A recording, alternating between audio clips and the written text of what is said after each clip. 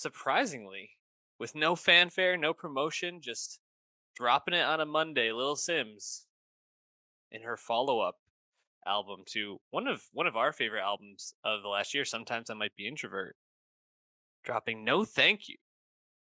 And Dave, did No Thank You live up to the Little Sims quality that we're coming to expect? Yeah, I would say so. I think that goes without saying. Uh, Album 5 from Little Sims, but really continuing this hot streak she's had for 3 albums in a row now. Gray Area, Sometimes It Might Be Introvert, and now No Thank You, all three produced by Inflow, who seems to be a muse of sorts for Little Sims because she's just continuing to really demonstrate that she is a very compelling voice in British hip hop and really hip hop in general. And definitely did not expect an album so soon. I might be introvert only a year and a few months ago. That was an album with so many accolades. You would have thought she would have taken more time, but no, it seems the time was actually just right. New album, like you said, just kind of dropped it a week after tweeting out the title. I assumed she was going to tell us it was coming in like February or something, but no, she's like, actually, no, here it is. Happy Monday. So pretty cool. Yeah, definitely cool. Very excited to listen to this. And yeah, I feel like in a lot of ways this feels like a just a more from introvert, but I think with very specific vision in terms of what she's trying to talk about on this. Within the past year, she canceled a North American tour, citing financial reasons, but also mental health reasons. She uh, broke away from her longtime manager of 7 years, so she's had some turmoil going on in her own life. Turmoil might be a bit strong, but some things going on in her own life to talk about. And I think she very clearly was inspired by those things because this album is talking a lot about mental health. I think a lot about the Black experience and the way that society uh, sets Black people up to have a difficult time in a lot of ways, a lot of systems that work against them. And you're doing it all with the same mix of smooth R&B and this like orchestral uh these orchestral flourishes throughout that we kind of came to really love on Introvert. And I think it all works, and there's a few tracks on here that I was just really digging. What was your just general experience listening to it for the first time? Yeah, I think it perhaps isn't as like lyrically convincing or like stark as the past two albums. This one seemed a bit more like stream of conscious, a bit more off the cuff than some of her other songs from the past albums that were really, I think, really finely like tuned and finely messaged. That being said, she still has a really high floor when it comes to delivering lyrical hip hop, so it's not like these songs are meaningless by any means. They certainly aren't.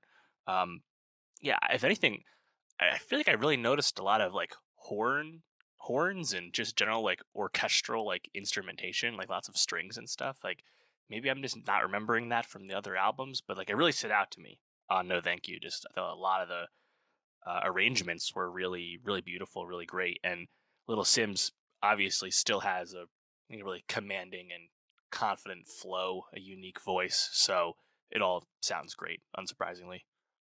Yeah, completely agree. And the first track, Angel, is a bit low key with a few, I think, pretty strong bars. Probably one of my favorites was I don't want to be on a slave ship. Give me my masters, and what was it? Give me my masters and let me.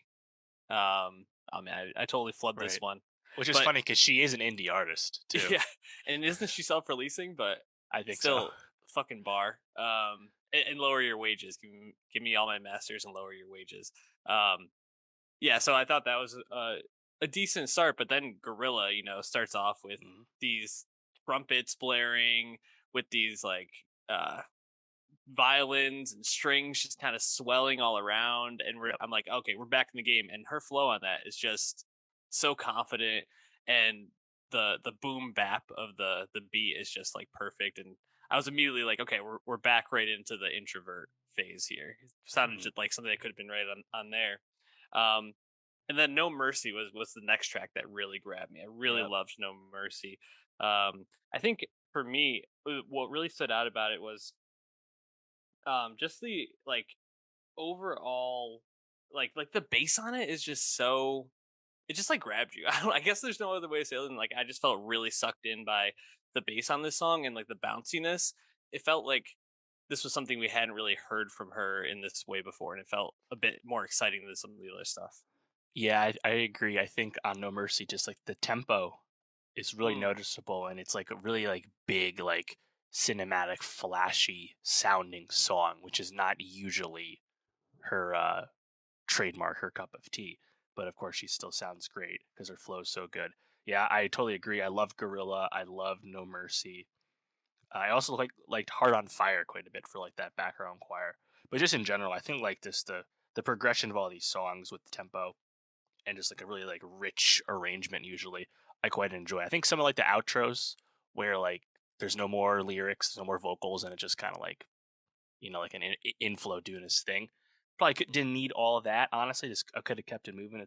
But yeah, overall, she's just I think a really compelling figure, and I mean, there's a lot of talk obviously about like she could stand to get more recognition commercially, but I don't know. I feel like she's almost like moved beyond that. She certainly carries herself like with that not really on the mind, because I don't know. I think like there's just so much critical attention and like the people that know like really know. I think at this point like how good she is that like it's okay that she's not as like mainstream as some of the bigger names in UK hip hop, but like she just has such a body of work at this point. It's hard to deny.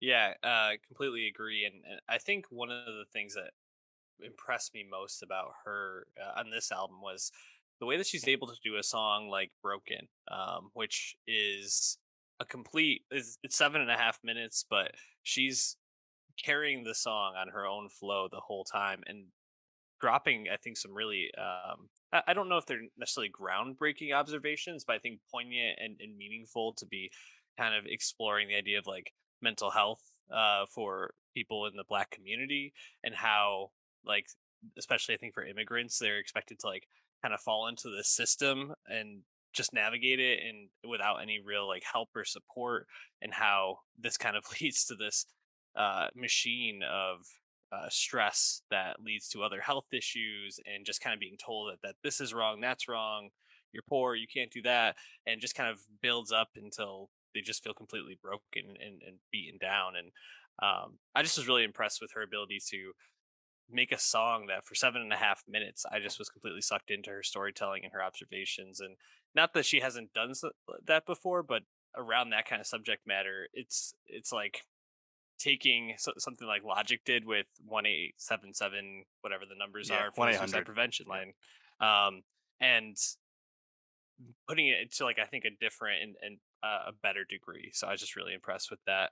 And she has some great bars throughout. There was one line that's like, "I'm Jay Z, I'm not whatever," and like just like really like struck by her confidence as well. Um, just exciting to see her grow. We were talking about her with Gray Area just a few um, albums back or a few years back when we were first doing the pod, and she's just come so far. It's really exciting to watch. totally agree. People gotta start paying attention, I think.